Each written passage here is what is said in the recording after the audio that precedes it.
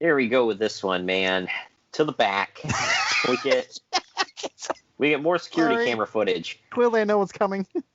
Dustin Rhodes is asking Dusty if he's getting ready for their match while Dusty's reading a newspaper. Dusty keeps going on about how he's going to make his ass really smelly for when someone kisses it tonight. And then he has somebody bring in a giant tray of burritos. Not like a big plate of ribs, like a Texan would eat or something. Well, no, you gotta build up the gas, Greg. So burritos. This is what the American Dream Dusty Rhodes is doing.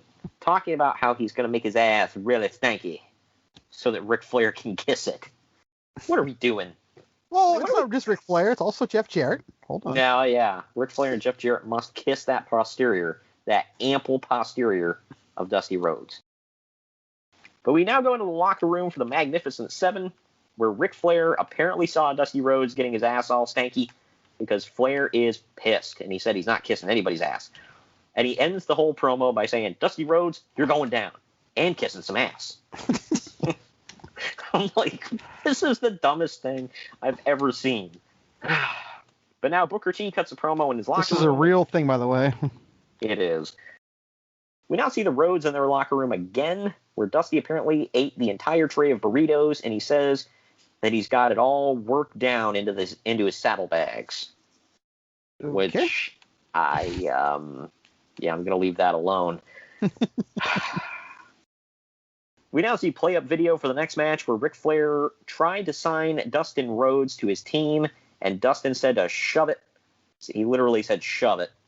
So Jeff Jarrett dresses up in a fat suit and impersonates Dusty Rhodes on Nitro. I will say I laughed a little bit. Of course you did. It was kind of funny.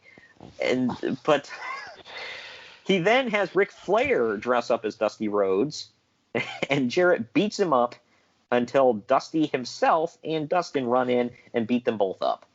I'm sorry. It was stupid, but a little funny. But now Ric Flair comes out with Road Warrior. Sorry. It was.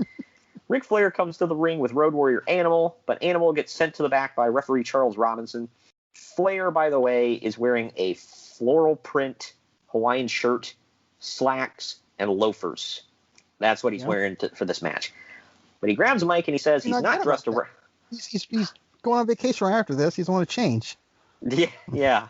It's like when I wear sweatpants to the gym. It's like I can just slip these back on after I'm done. It's fine. I can wear them wherever. I don't want to have to change. But Flair grabs a mic and he says he's not dressed to wrestle and he won't wrestle, saying Chosen One will take them both on by himself. I didn't notice this until years down the line. He always calls people by their nickname. Like Jesse Ventura, it was just Body. Oh, yeah, he called him Body. Yeah. And Jeff Jarrett was Chosen One. He never called him Jeff or Jarrett. He just called him Chosen One. And there was other ones, too, that he would just use their nickname. And I'm like, why is that a thing with you? Did he call Arn Enforcer? He called him Double A a lot. But Jeff Jarrett and Ric Flair, this is up next. They take on the team of Dusty and Dustin Rhodes, where the losers kiss the winners' asses. That is a real stipulation. An ass kisser Belly match. burrito eating ass. Hell yeah.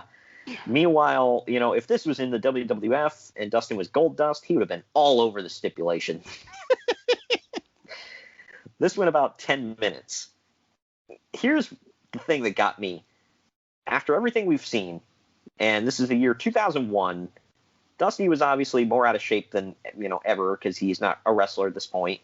Flair wasn't in the greatest of shape at this point, dressed like how I described him.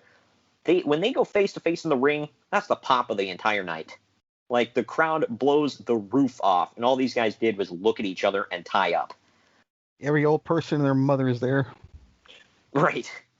In the end, Jarrett and Flair attempt doing double figure fours in the middle of the ring on the Rhodeses, but Dusty and Dustin both kick them off at the same time. They collide. Jarrett flops out of the ring, and then Dustin rolls Flair up for the pin. Uncle Dave gave this 2 and a 4 star. I gave it 2 stars. What say you? I gave it 2 only because I had a lot of fun laughing. Yeah, it was fun. Flair played the part of... he really was serious when he's like, I'm not ready to wrestle. Clearly. Yeah. Well, at least he admitted it. Yeah, you got your ass kicked throughout the whole show, dude, or throughout the whole match. But yeah, so that's the match itself. And then Dusty tells Flair to put on the chapstick and kiss his big white ass. This is literally what he said. Jarrett But there's a swerve. Swerve, bro. He's not kissing anybody's ass. Jarrett tries jumping Dustin, but Dustin beats him up and holds him in the corner, while Dusty drops Trow and gives Jeff a stink face. And then we get the heartwarming moment where Dustin crouches in the corner while his dad stands in the middle of the ring, pants around his ankles, shaking his ass, doing a dance. Yeah, that's some great father-son bonding right there. You really paint a picture. He does, man. This all happened. I believe Flair would eventually get his face jammed up the horse's ass. Go figure. Tabs on Nitro. Good grief. And then this... Oh, man. It just, like, Dustin has a look on his face like, why am I here right now? Like, what? Because that check cleared.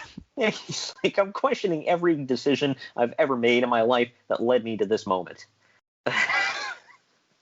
Just, man.